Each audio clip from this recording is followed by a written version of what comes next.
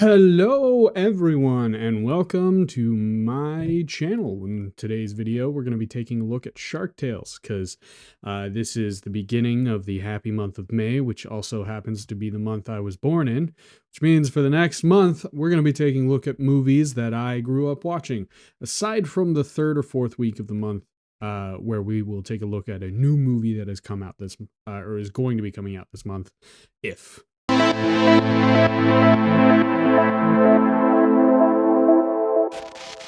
So, like I said in the intro, I'm going to be taking a look at movies that I really enjoyed growing up, and I'm going to be kind of breaking them down from a more adult standpoint. And I thought I would start off strong, or correction, I thought I was going to be starting off strong with Shark Tales.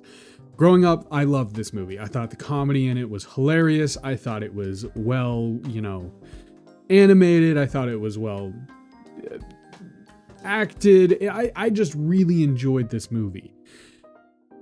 But looking at it now in 2024 at the age of soon to be 23, the comedy doesn't really land anymore. It's not bad necessarily. It's just, it falls into the category of a lot of early 2000s and late 90s movies did, of like super meta comedy.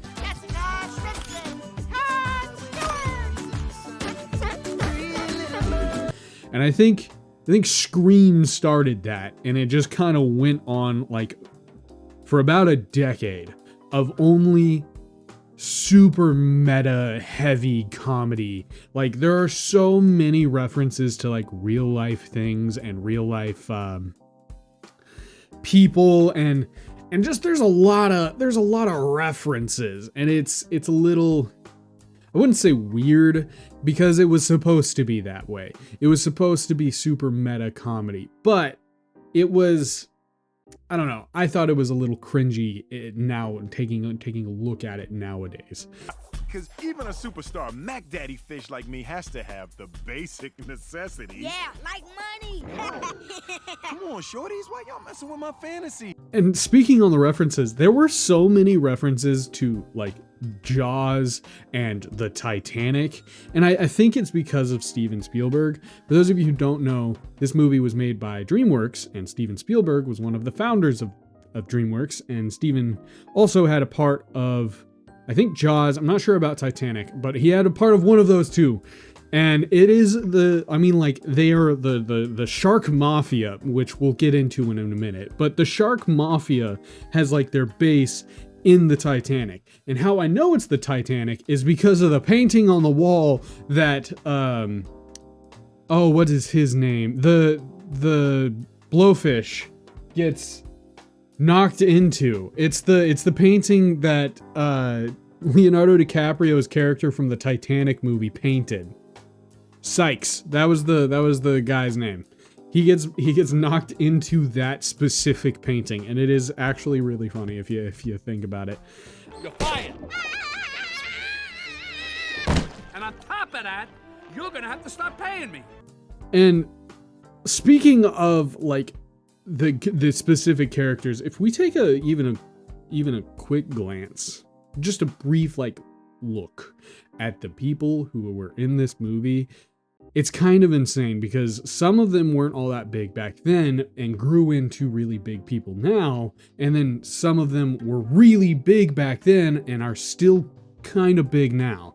I mean, there's Will Smith, obviously. He played Oscar, the main character, and he was really big back then, and he's not nearly as popular nowadays, but especially back then, it was insane that he was in an animated movie, at least from my point of view. There was also Robert De Niro, who played as the Don Lino.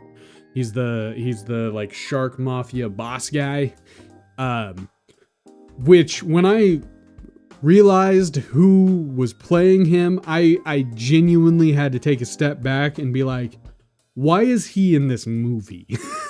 Because it's I mean, like, it's literally Robert De Niro playing the dawn of a mafia of sharks in a movie about a small town fish making it big by killing a shark, air quotes. It's wild. And if you were like, wow, spoilers, I'm sorry, this movie came out in what? 2004? If that spoiled it for you, I'm sorry. But it's been out for literally 10 years now. When it comes to the voice acting, the people who did a really good job, I think, were Will Smith. I think Robert De Niro also did a fantastic job.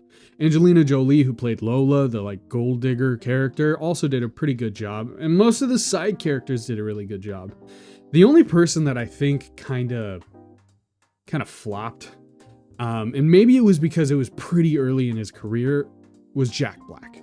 And it's kind of surprising because he became a prolific voice actor for a little while with like Kung Fu Panda and stuff, and did a really good job like with those movies, but specifically this one, I don't know what he was going for. I don't know. It just didn't sound good. Especially when he was literally talking to Robert De Niro. It just, the quality didn't quite match, or maybe it was the experience didn't quite match. And it's kind of sad because, I mean, he was like, it was really kind of blatant because he was the only one that I kind of had like, issues the wrong word, but when he was on screen and speaking, it didn't feel like it was done well, I guess, is probably the best way I can put it. Going back to what I brought up earlier, the fact that this movie has a shark mafia. I mean, like, let's objectively look at the story real quick, because it is a wild ride and a really weird, I don't know if it was based off anything, I didn't look it up or anything, but like, what is this movie? Because you've got Sykes, who runs a whale wash, which is a clear reference to a car wash. You have whales as buses, and also like signs. It slays hemorrhoids like Oscar slays sharks. Oh, hey Oscar. I'm trying to figure out the like hierarchy. I know in the movie they show the food chain, but at the same time, it doesn't make a lot of sense. Cause like you have shrimp, who seem to be at the like bottom of the tier list, but they run prawn shops where oysters sell their like pearls and stuff. I don't know. There's also a sushi shop, which I thought was really funny. I got lost for a second there, just trying to wrap my head around the whole society they have going on in this movie. It is weird. It is genuinely bizarre. And I mean, like, I don't know how to describe it, because if you think about it, there are police orcas. There's a crime syndicate run by sharks. And it's set in modern time. And it really looks like it's set in like, or I guess 90s time. It feels like it's set in like New York, but for fish. They have MTV and TV programs. That's great! Yeah. Well, gotta go. My show's on. Which, how do they have TV programs? But all at the same time, we know that humans exist because the very beginning of the movie, Lenny, Jack Black's character, saved a worm on a hook. Like, what is this like movie? I don't understand the society that is being constructed. Maybe it's just because it was so chock full of references and like niche comedy that most of the maybe I'm just looking too deep into it. It's probably what it is I'm just trying to wrap my head around something that doesn't need to be wrapped around, I guess. And like I said, I thought I was starting this month off strong with this movie. Next week's movie I think is better than this by a lot, but that's just because it was genuinely one of my most favorite movies. You'll find out what it is next week. But as a kid, I thought this was freaking hilarious. And if I was still a kid, I'd probably find it hilarious. It has a lot of value towards teaching some lessons, because boiling it down, there is like 3 lessons that are very, or I guess two main lessons that are very crucial. And it's like, appreciate what you have while you have it, because it's not going to be there forever, and accept people for who they are. And I really like those 2 lessons, and I think this movie does a really good job of expressing those 2 lessons in a easy to swallow way for children. So I think it does have a lot of rewatchabilities, because if need be, you can always rewatch it to see what Coca-Cola reference you missed, or whatever it happened to be, right?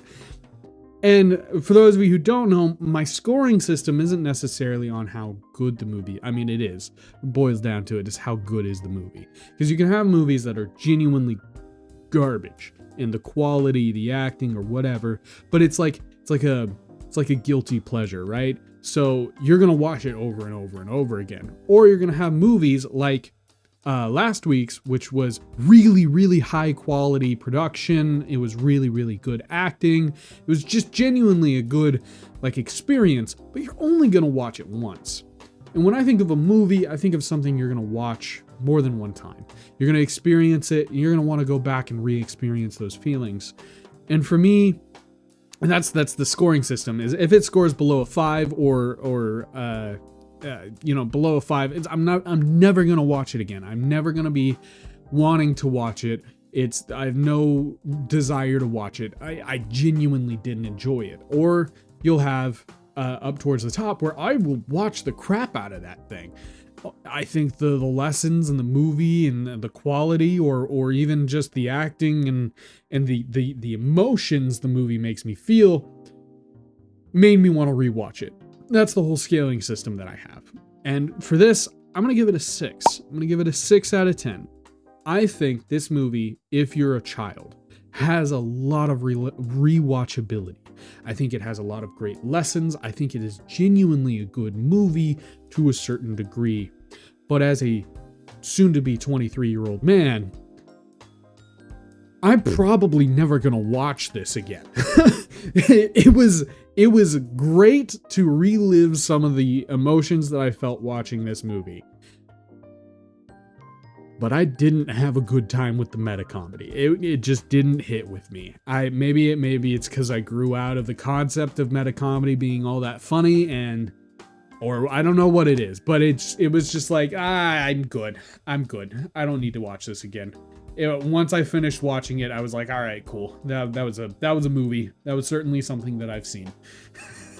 But let me know what you guys think in the comments. I'm really curious as to what your opinions on this movie are. I think it's a good kids movie. I think it's, and with that, I think I'm gonna leave it there. So I'll catch you guys in the next video. See ya.